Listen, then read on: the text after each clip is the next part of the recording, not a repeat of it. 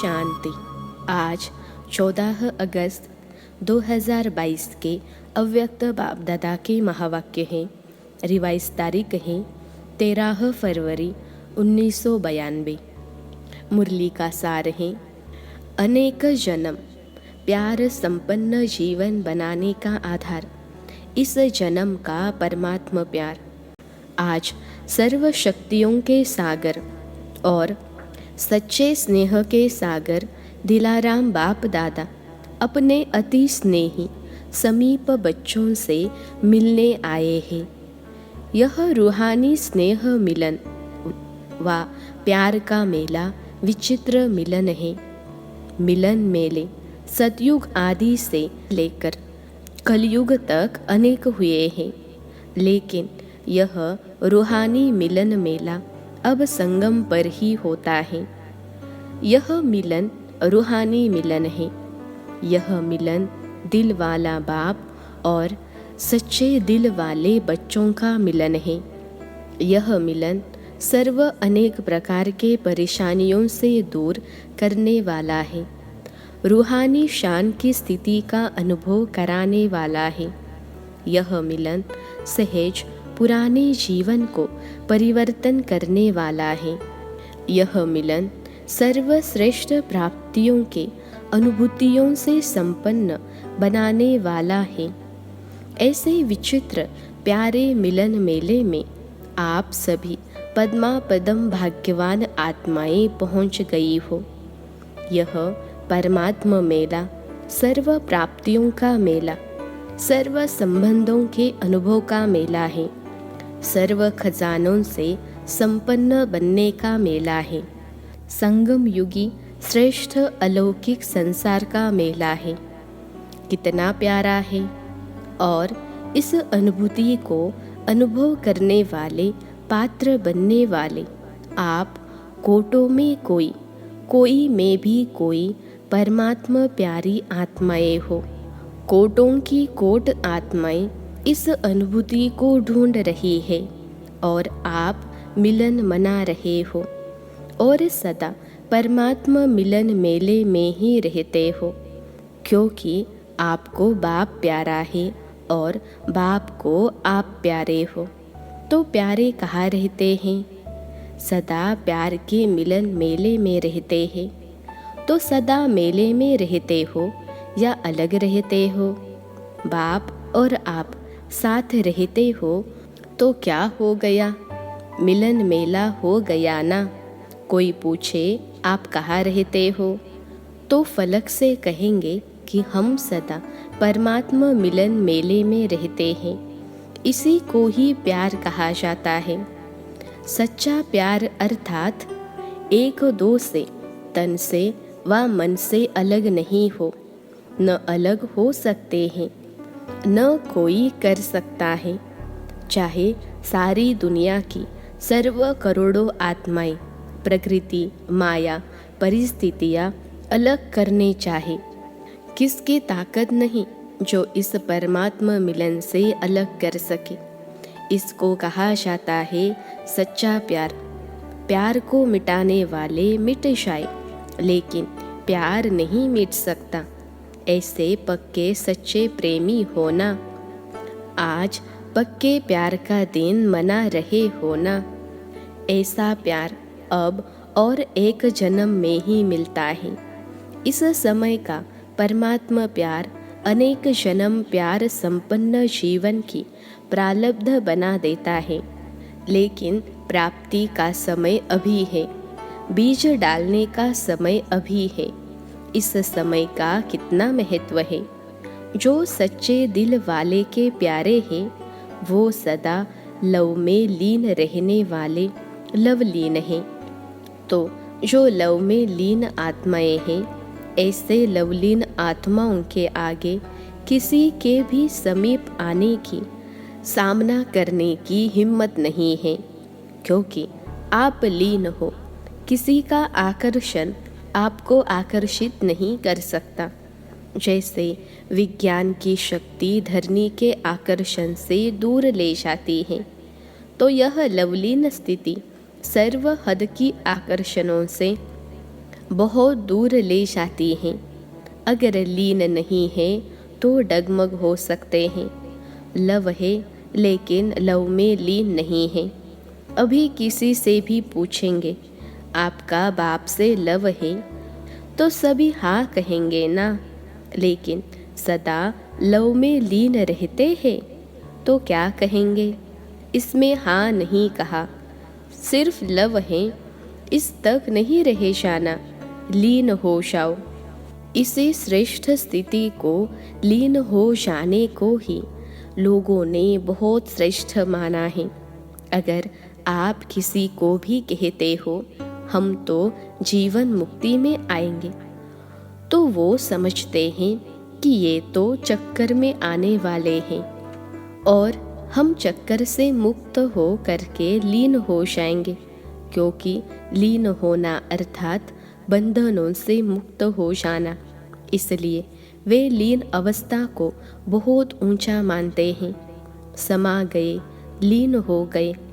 लेकिन आप जानते हो कि वह जो लीन अवस्था कहते हैं, ड्रामा अनुसार प्राप्त किसको भी नहीं होती है।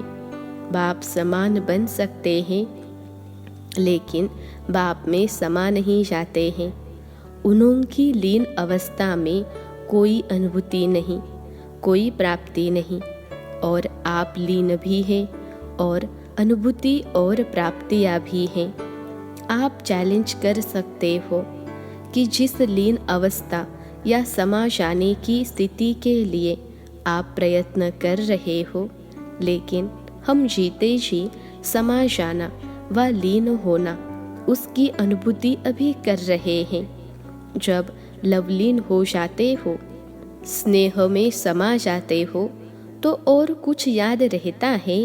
बाप और मैं समान स्नेह में समाये हुए, सिवाय बाप के और कुछ है ही नहीं, तो दो से मिलकर एक हो जाते हैं। समान बनना अर्थात समा जाना, एक हो जाना, तो ऐसे अनुभव है ना। कर्म योग की स्थिति में ऐसे लीन का अनुभव कर सकते हो? क्या समझते हो? कर्म भी करो और लीन भी रहो। हो सकता है कर्म करने के लिए नीचे नहीं आना पड़ेगा। कर्म करते हुए भी लीन हो सकते हो। इतने होशियार हो गए हो। कर्मयोगी बनने वाले को कर्म में भी साथ होने के कारण एक्स्ट्रा मदद मिल सकती है, क्योंकि एक से दो हो गए तो काम बट जाएगा ना। अगर एक काम कोई एक करे और दूसरा साथी बन जाए तो वह काम सहज होगा या मुश्किल होगा? हाथ आपके हैं, बाप तो आपके हाथ पाँव नहीं चलाएंगे ना। हाथ आपके हैं लेकिन मदद बाप की है, तो डबल फोर्स से काम अच्छा होगा ना। काम भल कितना भी मुश्किल हो, लेकिन बाप की मदद है ही।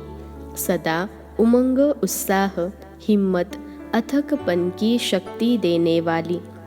जिस कार्य में उमंग, उत्साह व अथकपन होता है वह काम सफल होगा ना।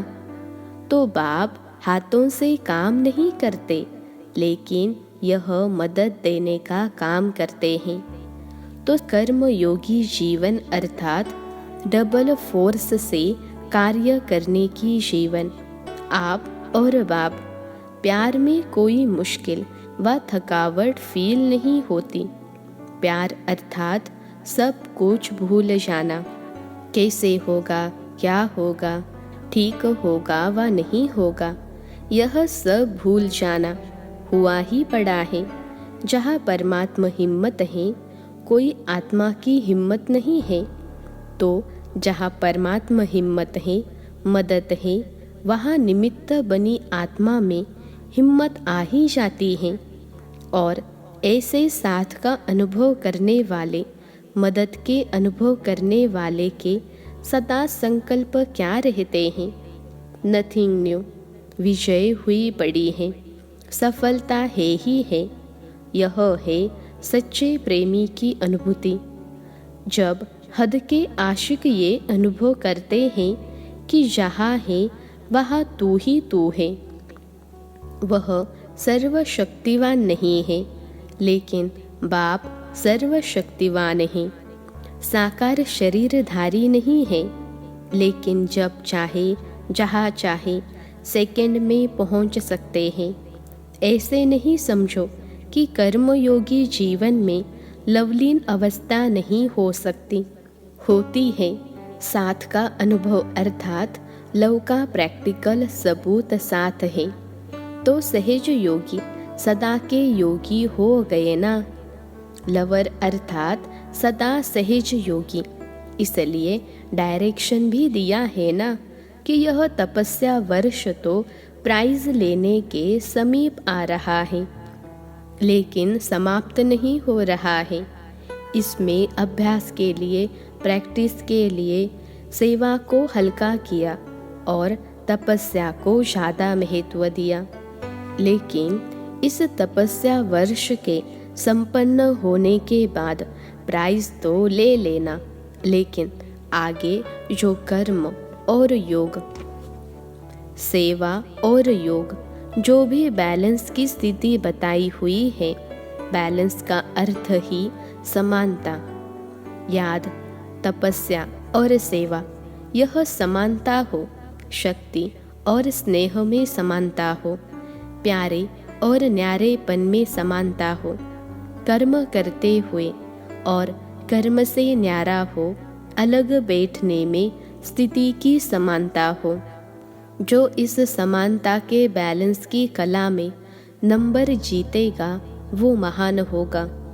तो दोनों कर सकते हो कि नहीं, सर्विस शुरू करेंगे तो ऊपर से नीचे आ जाएंगे।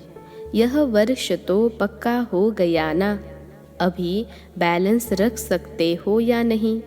सर्विस में खिटखिट होती है, इसमें भी पास तो होना है ना। पहले सुनाया ना कि कर्म करते भी, कर्म योगी बनते भी लवलीन हो सकते हैं, फिर तो विजयी हो जाएंगे ना। अभी प्राइज उसको मिलेगा जो बैलेंस में विजयी होगा। आज विशेष निमंत्रण दिया है, आपका स्वर्ग ऐसा होगा। बाप दादा बच्चों के मनाने में ही अपना मनाना समझते हैं। आप स्वर्ग में मनाएंगे, बाप इस मनाने में ही मनाएंगे। खूब मनाना, नाचना, खूब झूलना, सदा खुशियाँ मनाना। पुरुषार्थ की प्रारब्ध अवश्य मिलेगी। यहाँ सहज पुरुषार्थी हो और वहाँ सहज प्रारब्धी हो, लेकिन हीरे से गोल्ड बन जाएंगे। अभी हीरे हो। पूरा संगम युग ही आपके लिए विशेष बाप और बच्चे व कंपेनियन बनने का प्रेम दिवस है। सिर्फ आज प्यार का दिन है या सदा प्यार का दिन है? यह भी बेहद ड्रामा के खेल में छोटे छोटे खेल हैं। तो इतना स्वर्ग सजाया है, उसकी मुबारक हो। यह सजावट बाप को सजावट नहीं दिखाई देती, लेकिन सबके दिल का प्यार दिखाई देता है। आपके सच्चे प्यार के आगे यह सजावट तो कुछ भी नहीं है। बाप दादा प्यार को देख रहे हैं। वैसे जिसको निमंत्रण देते हैं तो निमंत्रण में आने वाला बोलता नहीं है, निमंत्रण देने वाले बोलते हैं। बच्चों का इतना प्यार है जो बाप के सिवाय समझते हैं कि कुछ अंतर पड़ जाता है। इसलिए दिल का प्यार प्रत्यक्ष करने के लिए आज यह खेल रचा है। अच्छा, सर्व सदा स्नेह में समाई हुई आत्माओं को, सदा स्नेह में साथ अनुभव करने वाली आत्माओं को, सदा एक बाप दूसरा न कोई, ऐसे समीप समान आत्माओं को, संगम युग के श्रेष्ठ प्रारब्ध स्वर्ग के अधिकारी आत्माओं को, सदा कर्म योगी जीवन की श्रेष्ठ कला के अनुभव करने वाली विशेष आत्माओं को, सदा सर्व हद के आकर्षण से मुक्त लवलीन आत्माओं को, बाप का सर्व संबंधों के स्नेह संपन्न याद प्यार और नमस्ते। हम रूहानी बच्चों की सिखलते रूहानी माता पिता बाप दादा को याद प्यार, गुड मॉर्निंग और नमस्ते बाबा नमस्ते। महारथी दादियों तथा मुख्य भाइयों से जो निमित्त हैं उनको सदा सहज याद रहती है। आप सबका भी निमित्त बनी आत्माओं से विशेष प्यार है ना, इसलिए आप सब समाये हुए हो। निमित्त बनी हुई आत्माओं का ड्रामा में पार्ट नोंदा हुआ है। शक्तियाँ भी निमित्त हैं, पांडव भी निमित्त हैं। ड्रामा ने शक्तियों और पांडवों को साथ साथ निमित्त बनाया है, तो निमित्त बनने की विशेष गिफ्ट है। निमित्त का पार्ट सदा न्यारा और प्यारा बनाता है। अगर निमित्त भाव का अभ्यास स्वतः और सहज है तो सदा स्व की प्रगति और सर्व की प्रगति उनके हर कदम में समाई हुई है। उन आत्माओं का कदम धरनी पर नहीं लेकिन स्टेज पर है। चारों ओर की आत्माएं स्टेज को स्वतः ही देखती है। बेहद की विश्व की स्टेज है और सहज पुरुषार्थ की भी श्रेष्ठ स्टेज है। दोनों स्टेज ऊंची है। निमित्त बनी हुई आत्माओं को सदा यह स्मृति स्वरूप रहता है कि विश्व के आगे एक बाप समान का एग्जाम्पल है। ऐसे निमित्त आत्माएं हो ना। स्थापना की आदि से अब तक निमित्त बने हैं और सदैव रहेंगे। ऐसे है ना। यह भी एक्स्ट्रा लव है और लख दिल का लव स्वतः बढ़ाता है। अच्छा है निमित्त बनकर प्लान बना रहे हो। बाप दादा के पास तो पहुंचता है। प्रैक्टिकल में स्वयं शक्तिशाली बन औरों में भी शक्ति भरते प्रत्यक्षता को समीप लाते चलो। अब मेजॉरिटी आत्माएं इस दुनिया को देख देख थक गई हैं। नवीनता चाहती हैं। नवीनता के अनुभव अभी करा सकते हो। जो किया बहुत अच्छा, प्रैक्टिकल में भी बहुत अच्छा होना ही है। देश विदेश ने प्लान अच्छे बनाए हैं। ब्रह्मा बाप को प्रत्यक्ष किया, अर्थात बाप दादा को साथ साथ प्रत्यक्ष किया, क्योंकि ब्रह्मा बना ही तब जब बाप ने बनाया। तो बाप में दादा, दादा में बाप समाया हुआ है। ऐसे ब्रह्मा को फॉलो करना अर्थात लवलीन आत्मा बनना। ऐसे है ना। अच्छा, पार्टियों से मुलाकात। सभी के दिल की बातें दिलाराम के पास बहुत तीव्र गति से पहुंच जाती है। आप लोग संकल्प करते हो और बाप दादा के पास पहुंच जाता है। बाप दादा भी सभी के अपने अपने विधि पूर्वक संकल्प, सेवा और स्थिति सबको देखते रहते हैं। पुरुषार्थी सभी हो, लगन भी सब में है, लेकिन वैरायटी जरूर है। लक्ष्य सबका श्रेष्ठ है और श्रेष्ठ लक्ष्य के कारण ही कदम आगे बढ़ रहे हैं। कोई तीव्र गति से बढ़ रहे हैं, कोई साधारण गति से बढ़ रहे हैं। प्रगति भी होती है, लेकिन नंबरवार। तपस्या का भी उमंग उत्साह सभी में है, लेकिन निरंतर और सहज उसमें अंतर पड़ जाता है। सबसे सहज और निरंतर याद का साधन है सदा बाप का साथ अनुभव हो। साथ की अनुभूति याद करने की मेहनत से छुड़ा देती है। जब साथ है तो याद तो रहेगी ना। और साथ सिर्फ ऐसे नहीं है कि साथ में कोई बैठा है, लेकिन साथी अर्थात मददगार है। साथ वाला अपने काम में बिजी होने से भूल भी सकता है, लेकिन साथी नहीं भूलता। तो हर कर्म में बाप का साथ साथी रूप में है। साथ देने वाला कभी नहीं भूलता है। साथ है, साथी है और ऐसा साथी है जो कर्म को सहज कर्म कराने वाला है। वह कैसे भूल सकता है? साधारण रीति से भी अगर कोई भी कार्य में कोई सहयोग देता है तो उसके लिए बार बार दिल में शुक्रिया गाया जाता है। और बाप तो साथी बन मुश्किल को सहज करने वाले हैं। ऐसा साथी कैसे भूल सकता है? अच्छा, आज का वरदान है, स्मृति के महत्व को जान, अपनी श्रेष्ठ स्थिति बनाने वाले अविनाशी तिलकधारी भव। स्मृति के महत्व को जान, अपनी श्रेष्ठ स्थिति बनाने वाले अविनाशी तिलकधारी भव। विश्लेषण है, भक्ति मार्ग में तिलक का बहुत महत्व है। जब राज्य देते हैं तो तिलक लगाते हैं। सुहाग और भाग्य की निशानी भी तिलक है। ज्ञान मार्ग में फिर स्मृति के तिलक का बहुत महत्व है। जैसी स्मृति वैसी स्थिति होती है।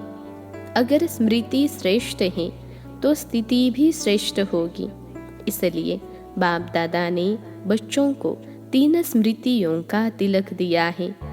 स्व की स्मृति, बाप की स्मृति और श्रेष्ठ कर्म के लिए ड्रामा की स्मृति। अमृत वेले इन तीनों स्मृतियों का तिलक लगाने वाले अविनाशी तिलकधारी बच्चों की स्थिति सदा श्रेष्ठ रहती है। आज का स्लोगन है, सदा अच्छा अच्छा सोचते रहो तो सब अच्छा हो जाएगा। सदा अच्छा अच्छा सोचते रहो तो सब अच्छा हो जाएगा। अच्छा, ओम शांति।